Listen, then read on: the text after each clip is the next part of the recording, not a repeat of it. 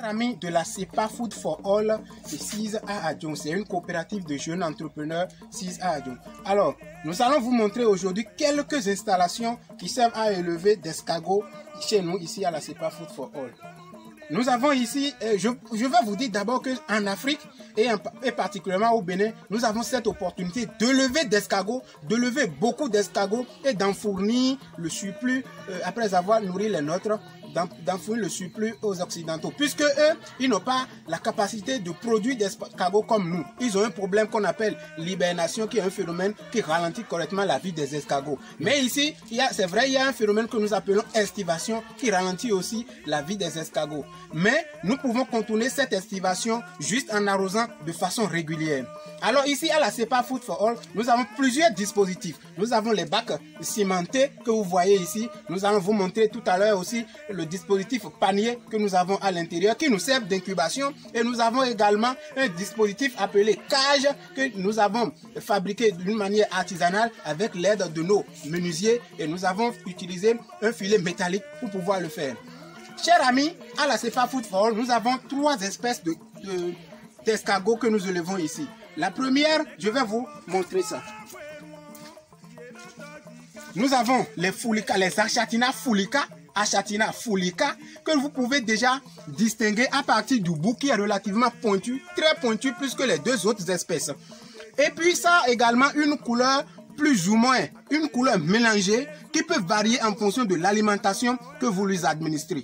Merci. Voici le compartiment. Ce compartiment, cette première cage, contient des géniteurs de Fulica ici. Nous allons évoluer pour vous montrer un peu les Maginata, les Achatina Maginata, qui, vous voyez, ce bout, ils ont un bout rouge, un bout très rouge, et ça vous suffit pour pouvoir les distinguer des Fulica. Ils ont un bout rouge, contrairement aux Fulica qui ont un bout pointu. Merci. Nous allons toujours continuer pour vous montrer un peu nos petits escargots. Vous voyez? Vous pouvez voir nos petits escargots.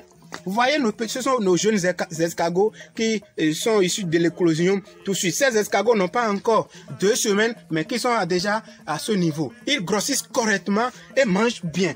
Nous allons vous dire la particularité en élevage d'escargots. Vous n'avez pas besoin d'acheter des mangeoires. C'est les moyens. Vous pouvez faire l'élevage d'escargots avec vos moyens. Vous voyez ça là, par exemple, ce mangeoire, nous n'avons pas acheté ça, c'est une fabrication. Nous avons ramassé ça sur le tas d'ordures pour pouvoir faire ça. Et voici l'aliment que nous donnons à notre escargot.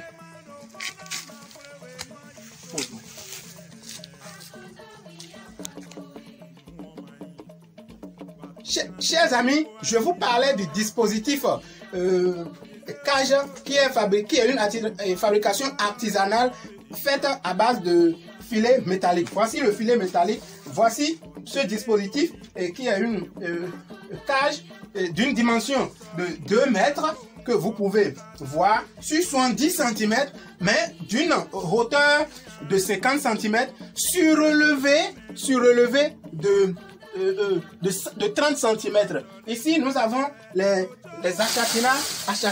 Vous pouvez voir, venez. Vous voyez, les Achatina sont relativement gros, très gros. Vous voyez tel que cet escargot est gros. Et ça a une couleur noire. C'est ça qui le distingue des autres espèces, des Fulica et puis des Maginata. Les Achatina sont relativement noirs et bien gros. Et puis le bout n'est pas comme les Maginata et les Fulica. Nous avons ici ces géniteurs de Achatina. Ils sont beaucoup ici. Je peux vous montrer aussi cette cage. Vous voyez des escargots qui se sont accrochés à la cage. C'est toujours le dispositif cage fabriqué à base de filets métalliques. Vous voyez les escargots, ce sont les Maginata, ce sont les reproducteurs de Maginata qui sont un peu partout. Alors, je vais vous montrer le dispositif panier dont je vous avais parlé tout à l'heure. Voici le dispositif panier. Ici, ça nous sert de lever des escargots, mais pour l'instant, nous avons Ça nous sert à faire d'incubation des œufs. Quand nous collectons les œufs des cages de reproduction, nous les amenons ici pour pouvoir les incuber ici. On appelle ça incubateur. Ici aussi, voici une autre forme d'incubateur que vous voyez. Vous voyez, c'est un bidon de 50 litres que nous avons coupé et nous avons mis du substrat en bas pour pouvoir mettre les œufs dedans et les incuber 30 à 35 jours. Nous pouvons recueillir les petits escargots ici.